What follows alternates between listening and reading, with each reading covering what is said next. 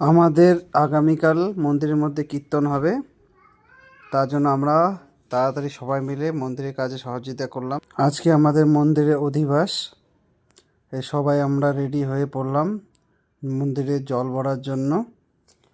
এই যে বোনরা রেডি হয়ে আছে সবাই মিলে, এই যে তোমার বৌদিরা রেডি হয়ে গেছে জল ভরার জন্য। ওরা বের হয়েছে, বোন বনু আরও 2-4 জন। ওরা নাচার জন্য স্টার্ট হয়ে গেছে।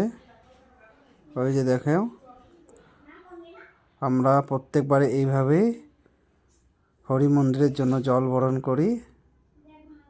আমরা অবশ্যই রাধে রাধে বলবেন এই ভিডিওটা দেখার পরে। গ্রামের সবাই আমরা এই আনন্দে সহযোগিতা পাই। এই দেখো তারপরে কত